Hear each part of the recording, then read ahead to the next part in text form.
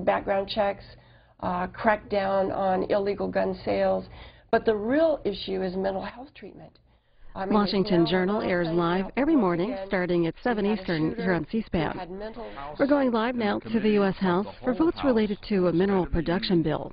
For the further consideration of H.R. 761. Will the gentleman from Utah, Mr. Chavez, kindly take the chair?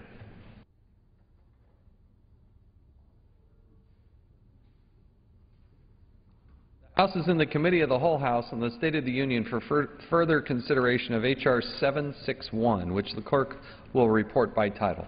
A bill to require the Secretary of the Interior and the Secretary of Agriculture to more efficiently develop domestic sources of the minerals and mineral materials of strategic and critical importance to United States economic and national security and manufacturing competitiveness.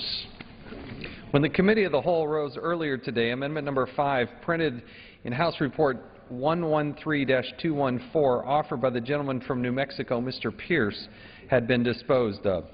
Pursuant to Clause 6 of Rule 18, proceedings will now resume on those amendments printed in the House Report 113-214, on which further proceedings were postponed in the following order. Amendment Number 1 by Mr. Lowenthal of California, Amendment Number 2 by Mr. Vasey of Texas, Amendment Number 3 by Mr. Conley of Virginia, and Amendment Number 4 by Mr. Hastings of Florida. The Chair will reduce to 2 minutes the minimum time for any electronic vote after the first vote in the series. The unfinished business is the request for a recorded vote to Amendment Number 1 printed in the House Report 113-214 by the gentleman from California, Mr. Lowenthal, for which further proceedings were postponed, on which the noes prevailed by voice vote. The clerk will redesignate the amendment. Amendment Number 1, printed in House Report Number 113-214, offered by Mr. Lowenthal of California. A recorded vote has been requested. Those in support of the request for a recorded vote will rise and be counted. Sufficient number having risen, a recorded vote is ordered. Members will record their votes by electronic device. This will be a 15-minute vote. A series of amendment votes to a mineral production bill leading up to a vote on final passage. The overall measure seeks to streamline the permitting process for certain mining operations on federal lands. A summary in Congressional Quarterly reports that the bill's sponsors say the measure will help reduce U.S. dependence on foreign imports of certain minerals and create jobs, while opponents argue that it amounts to a giveaway to the mining industry and will do little to speed up U.S. mineral production. The amendment that members are voting on now clarifies the definition of strategic and critical minerals. First, I wanted to mention a schedule change in the House. The House was scheduled to be in recess next week, but we're getting word that instead of being off all week, members will return on Wednesday the 25th and work until the government funding bill is completed.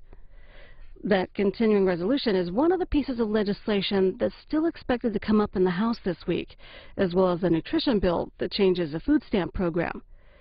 The House Rules Committee is meeting right now about the nutrition bill and the continuing resolution, deciding how they'll be debated on the floor. You can see that live right now on C-SPAN 3 and cspan.org. Here's House Speaker John Boehner today announcing that the chamber will debate the continuing resolution this week.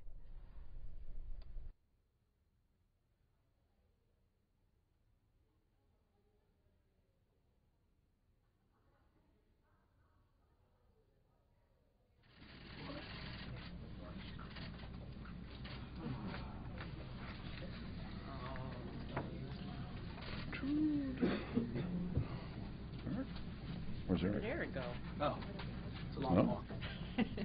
Well, there you are. You know, the President thinks that American families and small businesses are doing just fine in this economy. The speech after speech is about justifying his failed policies. And one of his biggest failures is adding $6 trillion to the national debt. You know, for decades, Congresses and presidents have used the debt limit for legislation to cut spending, and even President Obama worked with us 2 years ago in the debt limit negotiations to put controls on spending. This year is not going to be any different. We're going to continue to do everything we can to repeal the President's failed health care law. This week, the House will pass a CR that locks the sequester savings in and defunds Obamacare. The President has signed 7 bills over the last 2.5 years to make changes to Obamacare, and I sincerely hope our friends in the Senate have plans to make this an 8th time. The law is a train wreck. The President has protected American big business. It's time to protect American families from this unworkable law. Good morning. First, I want to express my deepest condolences to the families who have lost a loved one on Monday in the horrific attack on the Navy Yard, just blocks away from Capitol Hill. It is in these tragic moments that we also witness the steel resolve of all those who serve our nation there, as well as the first responders who came to help. Now, we just come out of our conference and had a very good discussion on our work on a budget measure that will continue our record of reduced government spending and deals head-on with Obamacare. Not since the Korean War has the federal government reduced spending 2 years in a row. We aim to make that happen. And we aim to put a stop to Obamacare before it costs one more job or raises a family's out-of-pocket expenses one more dollar. And that fight will continue as we negotiate the debt limit with the President and the Senate. In the coming weeks, we will unveil a plan to extend our nation's ability to borrow while delaying Obamacare and protecting working middle-class families from its horrific effects. Those discussions will also focus on a path forward on tax reform and the Keystone Pipeline, and a variety of other measures designed to lower energy prices, simplify our tax system, and get our economy going for the middle-class working people of this country. Together, we House Republicans will not ignore the problem of our debt or the problems facing the working middle class of this country. And so we hope and we ask that this President finally engage with Congress and work with us on behalf of the American families. We all join with the comments that the leader made on the loss that we saw this Monday. I will tell you, we just walked out of conference, and I noticed all of you stay outside to see what's the feel, what's the motion, what does it look like. I have not watched our conference be so united as we walk into this battle. I think you're going to see a very big excitement coming through this week and next week as well as we move legislation. The excitement is the united conference going after the battle we've always been willing to wage. But now we're going to look forward to the Senate joining with us. The President laid out many times of different portions of his health care bill that's not prepared for the rest of the nation. We think it's time it's delayed. And we think using the President, and it's not just us who talk about it, the union leaders as well. He wants to pick just big business to save. We think the individual matters more. And that's what you'll see come forward out of the House. I'd like to join in offering condolences to the families that lost their loved ones on Monday. Our hearts and our prayers continue to be with them. And it was a terrible day here in our nation's capital. Also on Monday, we heard from the President regarding the economy, and he said that, quote, we need to work together to create jobs, grow our economy, and expand opportunity. And what I'd like to remind the President is that that has been our goal since day one. And it's unfortunate that it is many of the President's policies that are making it harder on Americans all across this country. And we see Americans that continue to have a tough time finding a job in this economy. They're seeing their premiums go up for their health insurance. It's harder at the gas pump. This is the longest, 1,000 days plus, that gas has been over $3 a gallon. First time ever. At the grocery store, it's harder to pay the bills. And the Republicans are focused on policies that will make it easier, that will create a climate, a stronger economy for America, so that people will have an easier time finding a job, paying the bills, and for those that are graduating from college, finding a job.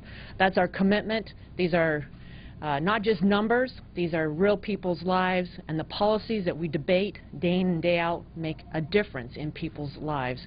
And we are committed to working with the President, working with the Senate, where we can, to move policies forward that are going to make a positive difference and get people back to work.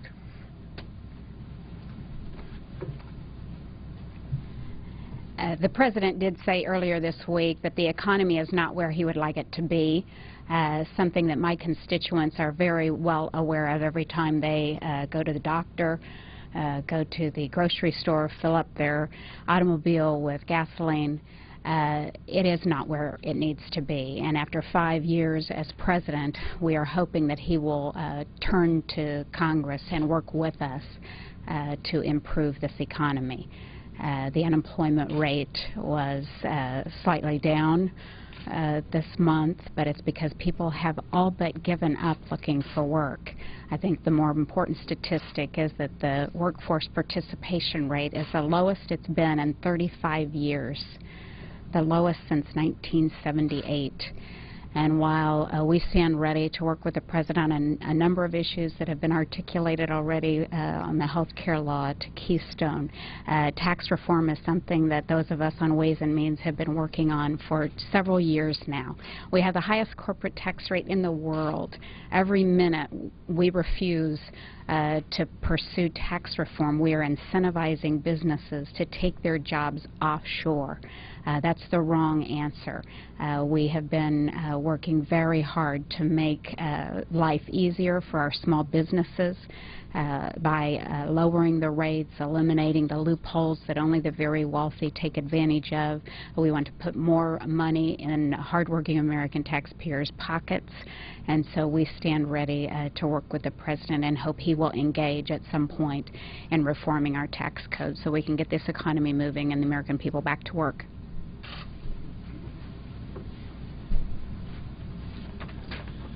Thank you, and appreciate some of the comments made by the President and Vice President this week regarding the economy and the necessity to do infrastructure jobs. In fact, Mr. Biden was at a port talking about the infrastructure of our country.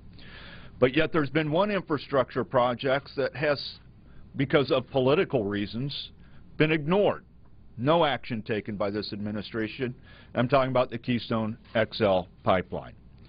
Tomorrow marks an interesting anniversary. It's the 5th year anniversary of the Keystone permit filing. Now, what's particularly interesting about this administration ignoring this infrastructure and jobs and economic driver bill and project is that shortly into his first year, the President did sign, and the State Department did recommend, a cross-border permit of a pipeline carrying oil sands into the United States. So the President didn't have a problem with the Alberta Clipper pipeline delivering oil into the United States and crossing the border until it became an environmental issue on the Keystone pipeline. And only then, and because of politics, has the President refused to act on the permit. So I'm proud that our leadership is now discussing and contemplating putting Keystone Pipeline in whatever opportunities we may have with debt ceiling and continuing resolutions. I appreciate our leadership continued focus on this type of a job bill.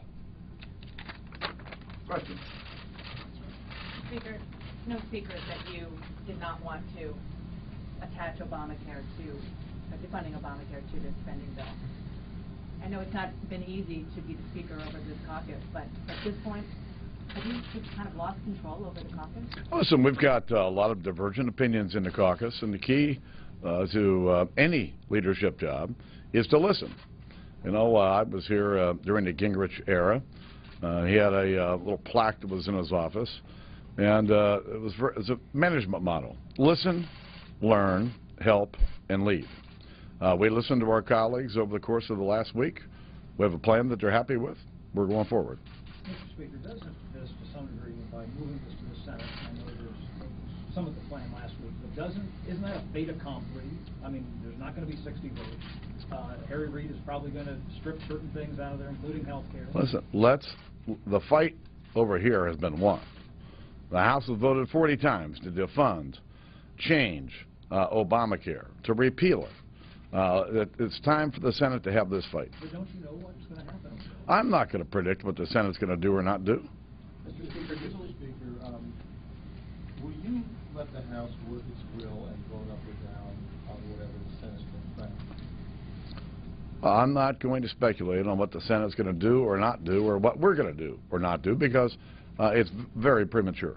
The last question, Mr. Speaker, do you believe that the implications and the ramifications of a possible government shutdown are the same for the Republican Party this time as they were in 1999? There should be no conversation about shutting the government down. That's not the goal here. Our goal here is to cut spending and to protect the American people from Obamacare. It's as simple as that. There's no interest on our part in shutting the government down. Thanks.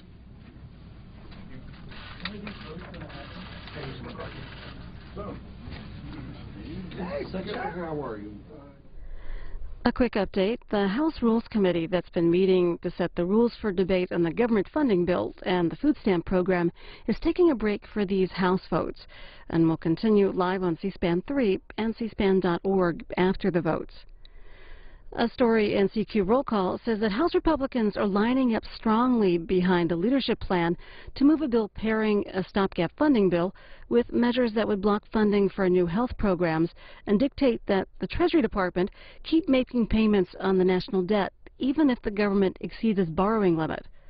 The story goes on to say the House CR is expected to be the opening shot in a budget fight that may take the federal government to the brink of a shutdown. Here's more about the funding bill. Joining me is Jonathan Strong, political reporter for the National Review. So House Republicans have announced a plan to fund the federal government after September 30th. What did they decide to do? What they did is they put in provisions to defund Obamacare permanently, which was, a difference from the original plan floated by Majority Leader Eric Cantor, which kind of would have only forced a vote on that in the Senate. This kind of puts it in there to tee up a showdown with Senate Majority Leader Harry Reid and President Obama over Obamacare funding. There's some other provisions in the CR, one of which is called a prioritization bill, which kind of governs how the incoming tax revenue would be spent in the event that the country went past the debt ceiling deadline, which is coming up in the middle of October. So that's what's in the CR. Well, how are House Democrats likely to vote on a continuing resolution that includes this language to defund the health care law? I'd be surprised if any Democrats vote to support this, although the only possibility would be several kind of blue dog Democrats in vulnerable districts who want to differentiate themselves from President Obama. This is a bill that is catered to even the conservative hardliners in the GOP conference. I would expect to see a very strong vote, almost a unanimous majority on behalf of Republicans. Some of the conservatives walking out of the meeting this morning when it was announced were very gung-ho, very on board with this plan, happy to see this change, kind of a veer to the right by Speaker Boehner. Now, assuming this bill passes in the House later this week, what are its chances in the Senate? Dim. The chances are dim in the Senate because obviously Democrats control that chamber. What we would expect to see is Senate Majority Leader Harry Reid try to strip this out. At that point, what will happen is the Republicans will have a chance to try to filibuster that move. And whether they're able to get all their members on board, all the senators, is an open question. There's a good number of kind of moderate-leaning Republicans who might not be willing to stand up for that. When the bill goes back to the House, though, after that defunding language is stripped from the Senate, what do you expect will happen with it there? Well, it's interesting. When you talk to the members coming out of this meeting, this is kind of the opening bid for not just this fight over the continuing resolution, but also for the fight on the debt ceiling that comes afterwards. And many of the conservative members are very open to kind of transitioning the fight to the debt ceiling. So what we could see is this bill, initially faltering in the Senate, and the, House Republicans coming back to this issue again, going along with something that's close to a clean CR, but then, renewing the demand for a new fight over the debt ceiling next week. Lots of concern, of course, over the possibility of a government shutdown. What is the likelihood that we'll see that happen? At this point, I believe that the likelihood of a shutdown is unlikely because the Republicans seem to be kind of okay with switching this fight to the debt ceiling. In other words, I don't think that they're going to push this matter over the edge through the vehicle of the CR. I do think when we get to the debt ceiling, we're going to have very high stakes kind of showdown between Republicans and Obama, and that is going to be very dicey. That's the place where I expect the fight to really be. The shutdown is unlikely. A lot of Republicans, House Budget Chairman Paul Ryan actually, pleaded with his colleagues in this closed-door meeting earlier that the shutdown does not help us. The public, will not side with Republicans in the event of a shutdown. The debt ceiling, he argued, is much kind of stronger ground to wage this fight. Now, House Majority Leader Eric Cantor is saying that Republicans will continue to attach this defunding language on other hot-button issues, such as the debt ceiling. How do they propose doing that? Well, we had a debt ceiling fight in the summer of 2011, and what it comes down to kind of mechanically is that Republicans say we will only raise the debt ceiling if these, X, Y, and Z are included. That will prompt negotiations between President Obama and the House Republicans. The problem is that President Obama has already said emphatically in public that he will not negotiate at all over the debt ceiling, and so you have a total impasse at this very moment. Well, looking forward, how does this strategy resolve the deep divide between the two parties on fiscal matters? Well, that remains to be seen. We are headed into a very high-stakes battle with a complete and utter impasse between the two parties. There's not a lot of signs that they're coming together and close to reaching an agreement on these things. There's no back-channel communications between Speaker Boehner, President Obama. There's no, kind of the Senate Republicans who had been negotiating with Obama. Those talks have stopped. So it's a very delicate point we're at, but we do still have several weeks before kind of the drop-dead moment comes. Jonathan Strong writes on politics for the National Review. We thank you for your time today. Oh, thank you. The House continues to vote on an amendment to a mineral production bill. 4 more amendment votes after this one. We're seeing a number of stories that say, in a surprise, the Federal Reserve has decided against reducing its stimulus for the U.S. economy. This is coming out of a press conference with Federal Reserve Board Chairman Ben Bernanke that happened this afternoon. We're going to watch as much of that briefing as we can during this vote, and you can see all of it on C-SPAN 2 at 8 p.m. Eastern Time.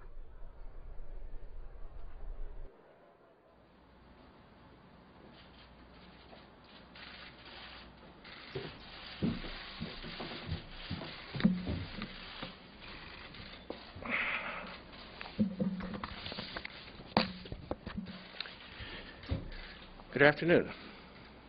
The Federal Open Market Committee concluded a 2-day meeting earlier today. As you already know from our statement, the committee decided today to keep the target range for the federal funds rate at 0 to 1/4% and to make no change in either its asset purchase program or its forward guidance regarding the federal funds rate target. I'll discuss the rationales for our decision in a moment. Economic growth has generally been proceeding at a moderate pace with continued, albeit somewhat uneven, improvement in labor market conditions. Of course, to say that the job market has improved does not imply that current conditions are satisfactory. Notably, at 7.3%, the unemployment rate remains well above acceptable levels. Long-term unemployment and underemployment remain high, and we have seen ongoing declines in labor force participation, which likely reflects discouragement on the part of many potential workers, as well as longer-term influences such as the aging of the population. In the committee's assessment, the downside risks to growth have diminished on net over the past year, reflecting, among other factors, somewhat better economic and financial conditions in Europe and increased confidence on the part of households and firms in the staying power of the U.S. recovery. However, the tightening of financial conditions observed in recent months, if sustained, could slow the pace of improvement in the economy and the labor market. In addition, federal fiscal policy continues to be an important restraint on growth and a source of downside risk. Apart from some fluctuations, due primarily to changes in oil prices, inflation has continued to run below the committee's 2% longer-term objective. The committee recognizes that inflation persistently below its objective could pose risks to economic performance, and we will continue to monitor inflation developments closely. However, the unwinding of some transitory factors has led to moderately higher inflation recently, as expected, and with longer-term inflation expectations well anchored, the committee anticipates that inflation will gradually move back toward 2%. In conjunction with this meeting, the 17 participants in our policy discussions, 5 board members and 12 Reserve Bank presidents, submitted individual economic projections. As always, each participant's projections are conditioned on his or her own view of appropriate monetary policy. Also, at this meeting, we extended the horizon of our projections through 2016. Generally, the projections of individual participants show that they continue to expect moderate economic growth, picking up over time, as well as gradual progress towards levels of unemployment and inflation consistent with the Federal Reserve's statutory mandate to foster maximum employment and price stability. More specifically, participants' projections for economic growth have a central tendency of 2.0 to 2.3% for 2013, rising to 2.9 to 3.1% in 2014 and 2.5 to 3.3% in 2016. For the unemployment rate, the central tendency of projections for the fourth quarter of each year is 7.1 to 7.3% for 2013, declining to 6.4 to 6.8% in 2014, and by 2016 to 5.4 to 5.9%, about the longer-run normal level for the unemployment rate. Most participants see inflation gradually increasing from its current low level toward the committee's longer-run objective of 2%. The central tendency of their projections for inflation is 1.1 to 1.2% for this year, 1.3 to 1.8% for 2014, and 1.7 to 2.0% in 2016. With unemployment still elevated and inflation projected to run below the committee's longer-run objective, the committee is continuing its highly accommodative policies. As you know, in normal times, the committee eases monetary policy by lowering its target for the short-term policy interest rate, the federal funds rate. However, the target range for the federal funds rate, currently at 0 to 1/4%, cannot be lowered meaningfully further. Accordingly, the committee has been providing policy support to the economy through 2 complementary methods: by purchasing and holding Treasury securities and agency mortgage-backed securities, and by communicating the committee's plans for setting the federal funds rate target over the medium term. I'll discuss these tools in turn, beginning with our program of asset purchases. In September 2012, the FOMC initiated a program of purchasing $40 billion per month in agency mortgage-backed securities, in addition to the $45 billion per month in longer-term Treasury securities that we were already acquiring as part of our maturity extension program. We stated that, subject to our ongoing assessment of the efficacy and costs of the program, purchases would continue until we saw a substantial improvement in the outlook for the labor market in a context of price stability.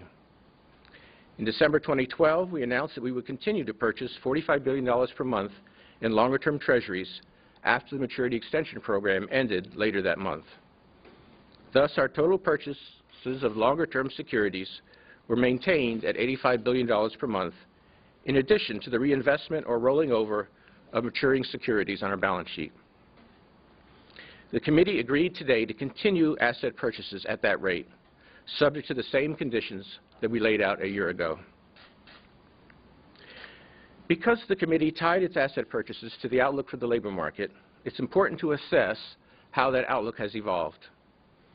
As I noted earlier, conditions in the job market today are still far from what all of us would like to see. Nevertheless, meaningful progress has been made in the year since we announced the asset purchase program. For example, the unemployment rate has fallen from 8.1% at the time of our announcement to 7.3% today, and about 2.3 million private sector jobs have been created over the same period. On this vote, the yeas are 187, the nays are 241. The amendment is not agreed to.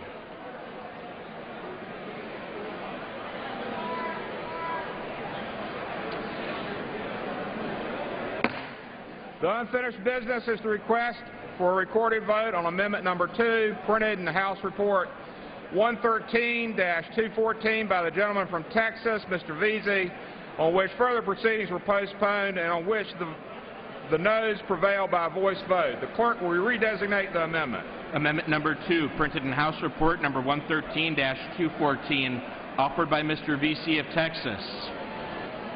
A recorded vote has been requested. Those in support of the request for recorded vote will rise and be counted. A sufficient number having risen, a recorded vote is ordered. Members will record their votes by electronic device. This will be a 2-minute vote. Members are voting on an amendment that directs the Interior Secretary to publish a list of strategic and critical minerals, updating the list every 5 years. 3 more amendment votes after this one. We saw Fed Chairman Ben Bernanke in the last vote giving his press conference after a meeting of the Fed's Open Market Committee meeting. Here's how the New York Times is writing about his remarks. The Federal Reserve postponed any retreat from its long-running stimulus campaign Wednesday, saying that it would continue to buy $85 billion a month in bonds to encourage job creation and economic growth. As congressional Republicans and the White House hurtled toward another showdown over federal spending, the Fed said it was concerned that fiscal policy once again, quote, is restraining economic growth, threatening to undermine what the Fed had described just months ago as a recovery gaining strength. You can see Mr. Bernanke's news conference, all of it, talking about the monetary policy on C-SPAN 2 at 8 p.m. Eastern Time.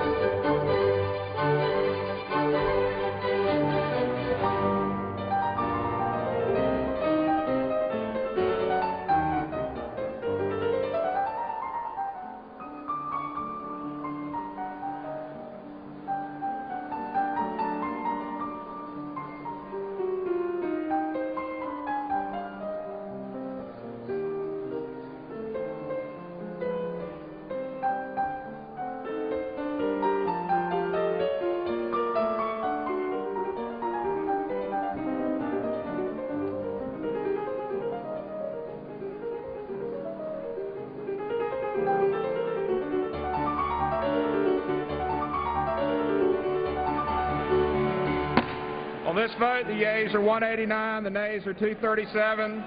The amendment is not agreed to. The unfinished business is the request for a recorded vote on Amendment Number 3, printed in the House Report 113-214 by the gentleman from Virginia, Mr. Connolly, on which further proceedings were postponed and on which the ayes were prevailed by voice vote. The clerk will redesignate the amendment. Amendment Number 3, printed in House Report Number 113-214, offered by Mr. Connolly of Virginia. A recorded vote has been requested. Those in support of the request for recorded vote will rise and be counted. A sufficient number having risen, a recorded vote is ordered. The members will record their votes by electronic device. This will be a 2-minute vote. This vote on an amendment that would require mineral exploration and mining projects be subjected to an environmental review.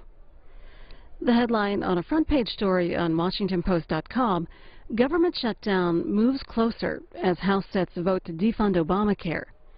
House Republican leaders announced Wednesday morning that they would take a risky double-barreled attack on President Obama's health care law, making it the cornerstone fight over government funding due to expire September 30th and the effort to lift the Treasury's borrowing authority. The story goes on to say, Speaker Boehner, flanked by his leadership team, told reporters that the stopgap government funding bill that they will advance on Friday would yield to conservative demands of including a rider to block funding for the law commonly known as Obamacare. House Democratic leader Nancy Pelosi sent out a statement about this, saying in part, "Today Speaker Boehner surrendered the gavel to the Tea Party's desperate attempts to put insurance companies back in charge of Americans' health care. After failing to offer a single jobs bill in this Congress, House Republicans will force their 42nd attempt to repeal or undermine the Affordable Care Act. Now they're prepared to shut down the government to do so." That from Minority Leader Pelosi.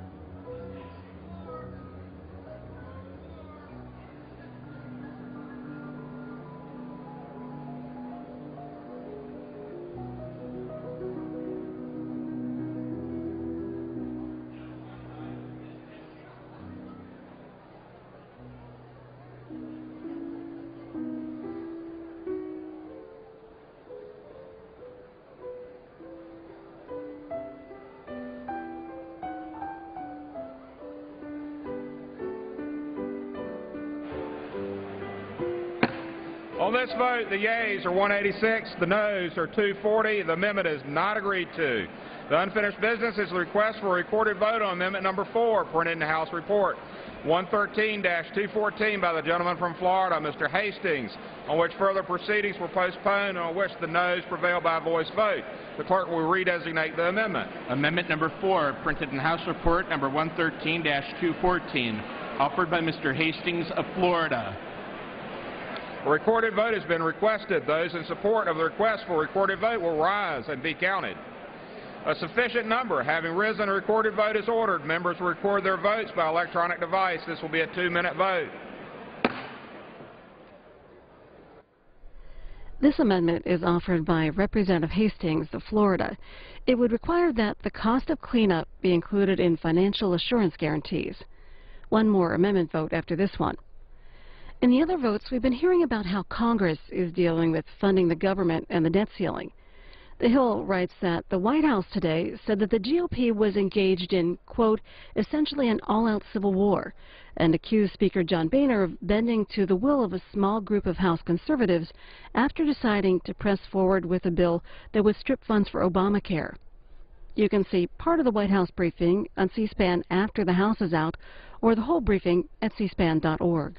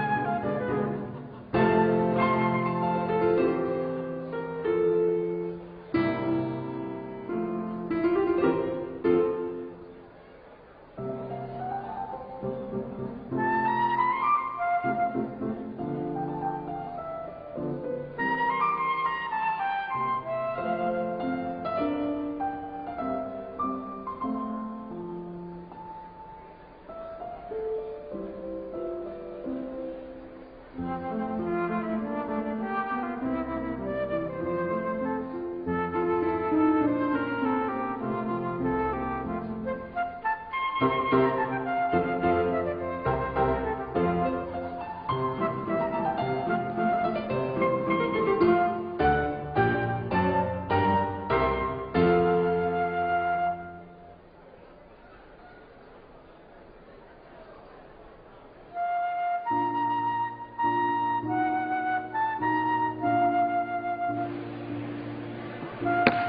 this vote, the yeas are 191, the nays are 235. The amendment is not agreed to. The question is on the committee amendment in the nature of a substitute as amended. Those in favor, please say aye. Those opposed, say no. The ayes have it. The amendment is adopted. Accordingly, under the rule, the committee rises. Okay.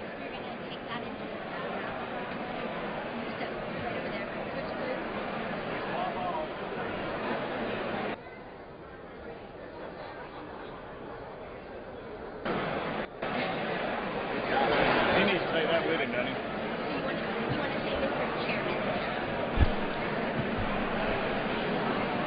Mr. Chairman. Mr. Speaker, the Committee of the Whole House on the State of the Union has had under consideration H.R. 761, and pursuant to the House Resolution 347, I report the bill back to the House with an amendment adopted in the Committee of the Whole. The Chair of the Committee of the Whole House on the State of the Union reports that the committee has had under consideration Bill H.R. 761, and pursuant to House Resolution 347, reports the bill back to the House with an amendment adopted in the Committee of the Whole. Under the rule, the previous question is ordered. Is there a separate vote demanded on the amendment to the amendment reported to the Committee of the Whole? Who is it from? If not, the question is on the adoption of the committee amendment in the nature of substitute as amended. Those in favor say aye. Those opposed, no. Opinion of the Chair, the ayes have it, and the amendment is agreed to. The question is on the engrossment and third reading of the bill. Those in favor will say aye. Those opposed say no. The ayes have it. Third reading. Clerk will read. A bill to require the Secretary of the Interior and the Secretary of Agriculture to more efficiently develop domestic sources of the minerals and mineral materials of strategic and critical importance to United States economic and national security and manufacturing competitiveness. The House will come to order.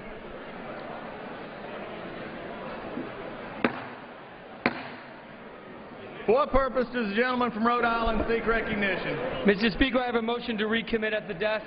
Is the gentleman opposed to the bill? I am opposed. The gentleman qualifies. The clerk will report the motion.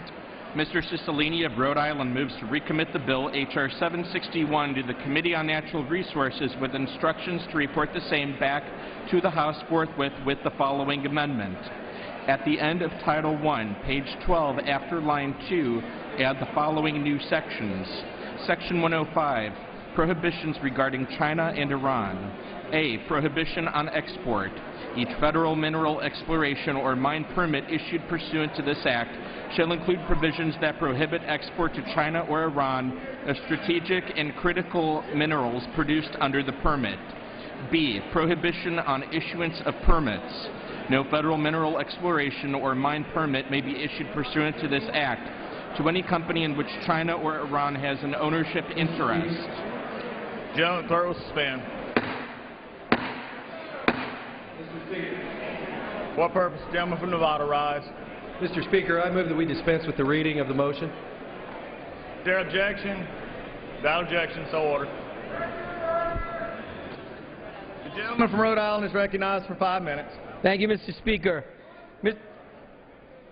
What up?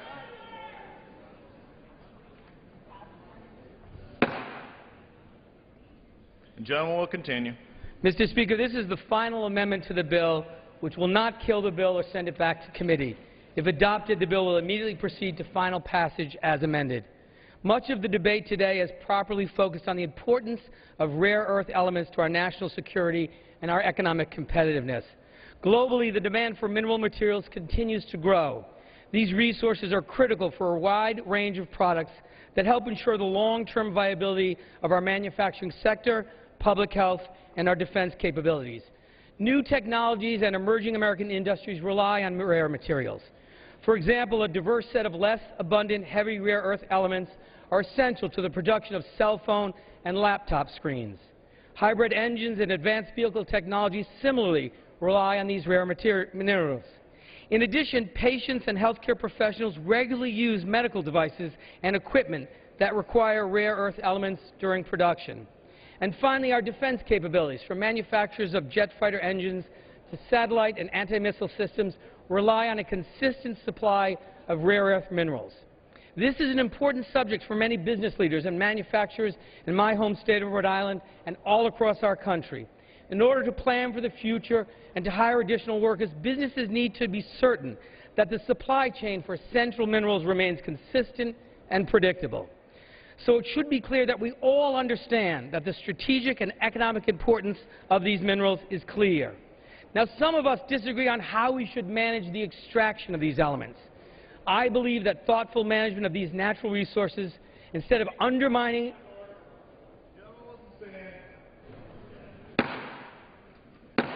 The House will come to order. Please take conversations off the floor.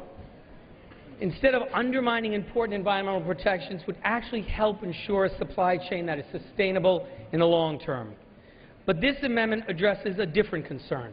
Today, China has a near monopoly in the global rare earth element production market. According to recent estimates from the U.S. Geological Survey, China possesses 97.3% of the world's mine production and 55% of the world's rare earth elements reserves. At the same time, in an attempt to manipulate the world market for minerals and raise prices, the Chinese Ministry of Commerce has established strict export quotas and tariffs. Obviously, this has a real impact on the mineral supply chain for American manufacturers and businesses. And China is not acting alone. Iran is also one of the largest mineral-producing countries in the world. The director of the Persian Gulf Mining and Metals Industry Special Zone in southern Iran has said that China is their largest commercial partner. Recently, according to international reports, senior Chinese officials have engaged with Iran on various geological research projects as they look to expand this relationship. In other words, China is already stockpiling various minerals upon which American manufacturers and our defense capabilities rely, and they may even be working with Iran to gain a larger market share. This is a real threat to our national security, but it's also a real concern for local businesses and manufacturers, technology companies, and defense contractors who rely on rare earth elements every day. Despite these concerns, the underlying bill fails to protect these strategic and critical minerals from exposure to foreign influence or control. And that's why I rise today offering an amendment to ensure that minerals produced under this Act do not become available to China, Iran, or any entity that has violated existing sanctions law. Specifically, the amendment would ensure mine permits issued pursuant to this Act include provisions prohibiting the export of strategic and critical materials produced under the permit to China or Iran. The amendment also prohibits issuance of permits to any company in which China or Iran has an ownership interest. And finally, the amendment prohibits issuance of permits to any entity that has been convicted of violating the Iran Sanctions Act and related laws. In the end, the amendment accomplishes three important goals. First, it guarantees that our own domestic resources aren't used to promote or increase Iranian or Chinese business interests at the expense of the American taxpayer. Second, it makes sure we continue pressuring Iran with economic sanctions in a sector vital to their local economy, and this is a vital bipartisan national security interest. And third, it provides more certainty for domestic manufacturers by ensuring that American minerals stay here and help make our domestic supply chain more predictable. I urge my colleagues to support this simple amendment and to protect our country. Thank you. Gentleman yields back. What purpose does the gentleman from Nevada rise? The gentleman is recognized for 5 minutes. Thank you, Mr. Speaker, and I want to thank my colleague from Rhode Island for the eloquent description of what the underlying bill does. I tend to agree with his description on how critical this legislation is. I am surprised at the tone, though, when we already have multiple rules, regulations, statutes on the books that talk about import and export. I am surprised at the tone when we talk about the danger of producing these materials in this country when right now we're not producing many of them and we are entirely reliant upon those with whom we compete with globally and militarily to attain these. So I would suggest to you that while well-intentioned, that this matter is in fact already taken care of under existing law. But let's not forget the underlying purpose of the bill. It's about jobs. You want to talk about the middle class? You want to talk about the economy? You want to talk about the western half of this country where over 40% of many of those states are owned by the federal government? People who are elected by nobody within the state are making decisions about permitting. You want to talk about permitting times and how long it takes to do that? The purpose of this bill is to put people to work and put us back in control of supplying those minerals. By the way, did you hear that if it isn't grown, it has to be mined? Of supplying those minerals for the building industries, the communications industries, the manufacturing industries, all of that. And by the way, not that anybody wants to trade with any of the folks mentioned in here specifically, and you have a whole executive branch to take care of that, but there is that thing called balance of trade, which is something we could use some help with. I urge your vote against the motion to recommit and yield back, Mr. Speaker. The gentleman yields back. Without objection, the previous question is ordered. The question on the motion to recommit. Those in favor say aye. Aye. Those opposed, no. Opinion of the chair, the noes have it. What purpose of recorded vote, Mr. Speaker. Recorded vote. A recorded vote is requested. Those in favor of recorded vote will rise. Sufficient number having arisen, a recorded vote is ordered. Members record their vote by electronic device. Pursuant to Clause 9 of Rule 20, the chair will reduce to 5 minutes the minimum time for electronic vote on the question of passage. It is a 5-minute vote.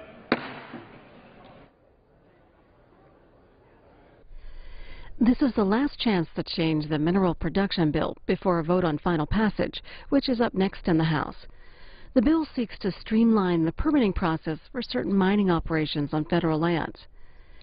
Defense Secretary Chuck Hagel today ordered a review of security clearance procedures at U.S. defense facilities after the Navy Yard shootings on Monday, which took the lives of 12 people. Here's part of his briefing with Joint Chiefs Chairman Martin Dempsey.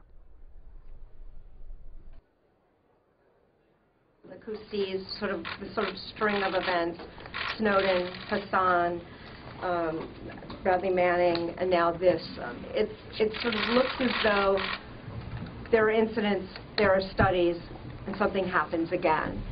You did extensive studies after the Hassan incident. So can you talk about what changes were not made then that should have been made? Are there gaps? And when you look at security clearances, should we lower the bar to include more personal information or take note of greater personal information in order to protect safety? Where is that line? Well, first, obviously, something went wrong. That's the point of the directives that I have made in the reviews that will go forward. As I said in my comments, we will review everything.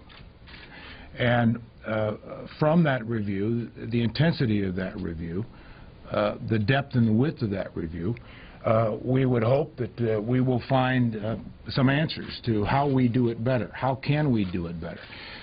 The fact is, that starting with the tragedy of what happened Monday, and you mentioned other tragedies,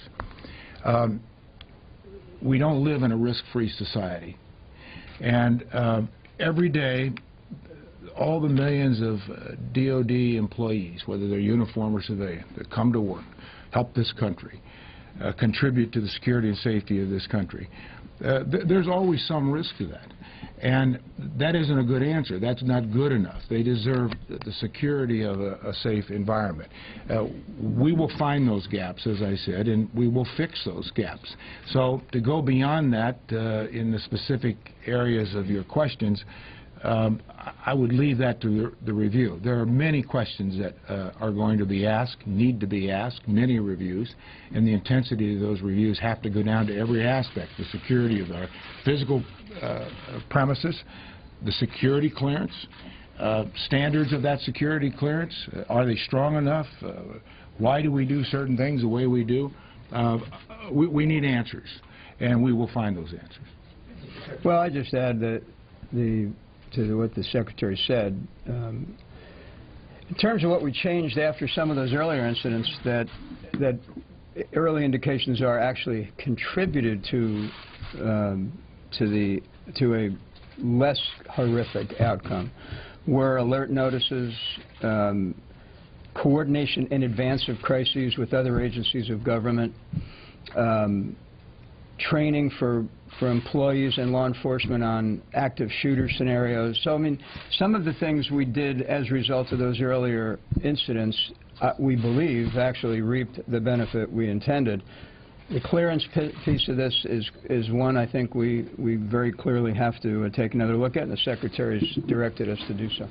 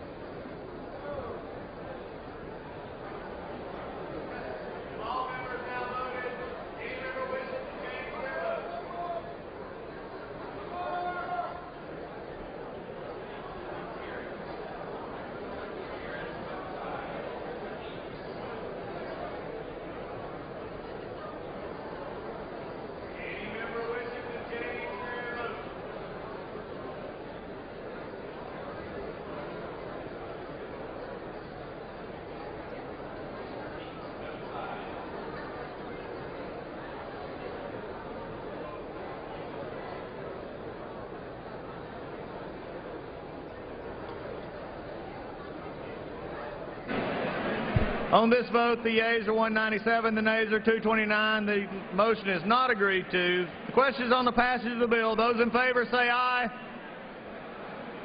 Those opposed, no. Opinion of the chair, the ayes have it. What purpose does the gentleman rise? On that, I ask a recorded vote. A recorded vote.